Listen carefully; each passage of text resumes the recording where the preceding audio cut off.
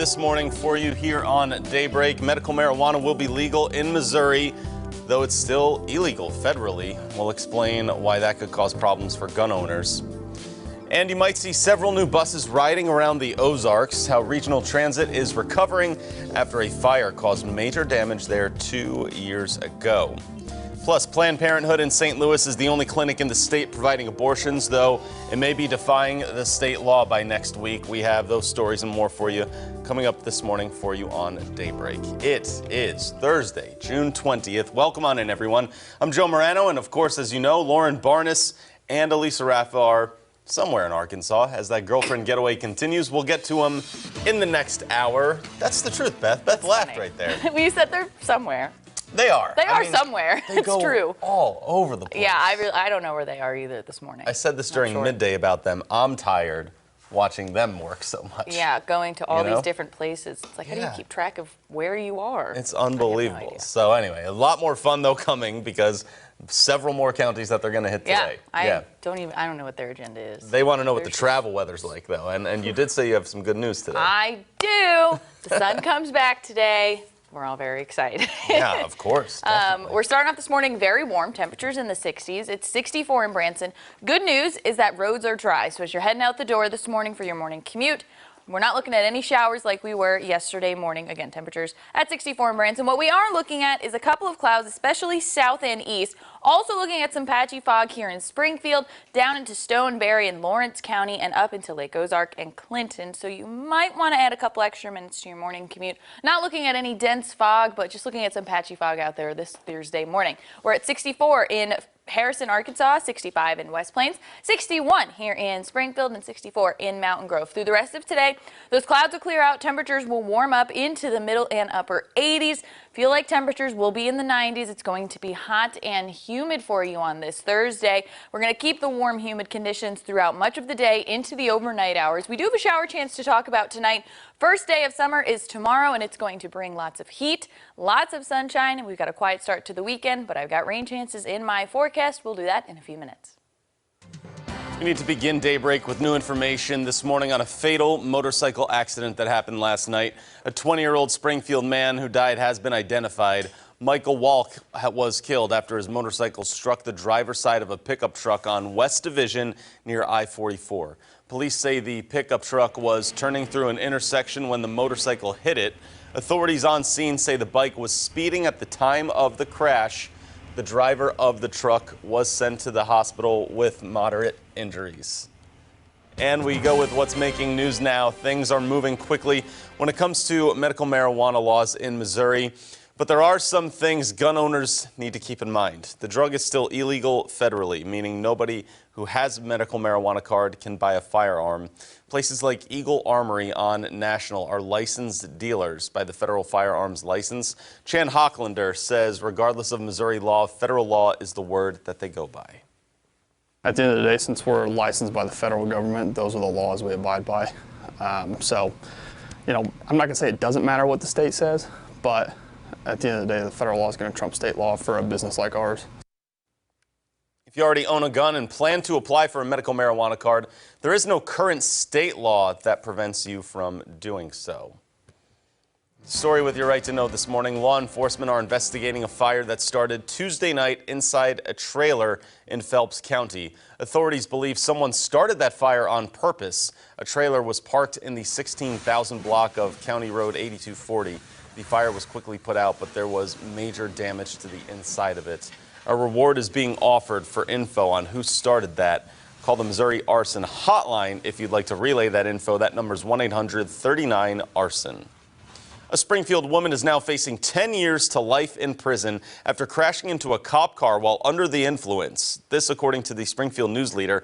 41-year-old Jennifer Tweddell was charged last week with DWI as a habitual offender. She allegedly told police someone else had been driving her car and then fled the scene. Her blood alcohol concentration at the time was 0.198, according to court documents. And some news around the Ozarks for you. Ozark Regional Transit is still recovering after a fire destroyed 20 buses in January of 2017. 4 brand new buses have been delivered and 2 more are on the way this week. For the past 2 years, ORT has been using loaned vehicles to cover all of its routes. New hardware and software has been installed in 12 buses. Verbalized marquees will be in English, Spanish, and possibly Marshallese. Soon you'll also be able to use an app for both ORT and Razorback Transit. All that coming together, it's kind of like we're, for the first time, a truly viable public transit system. It still needs to grow, but we're going to start having the tools to truly grow in Northwest Arkansas. In September of 2017, ORT got a $2.9 million grant from the Federal Transit Administration to build a new admin building and command center and wants to break ground in October and finish the project in June of 2020. Moving to some political coverage for you now this morning.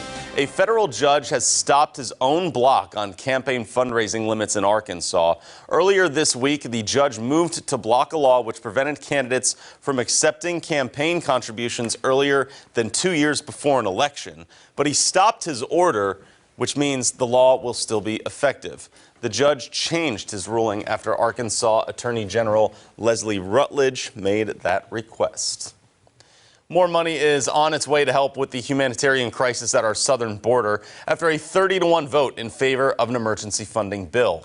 The Senate Appropriations Committee voted to help the Department of Health and Human Services. Senator Roy Blunt actually chairs that committee and has been a vocal supporter of sending more money to the border there.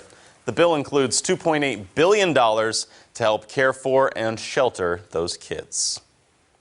We move on now to some medical coverage. A story that we've been following for some time now. The Planned Parenthood clinic in St. Louis is the only one left in the state that provides abortions. Now it could be defying state law by next week.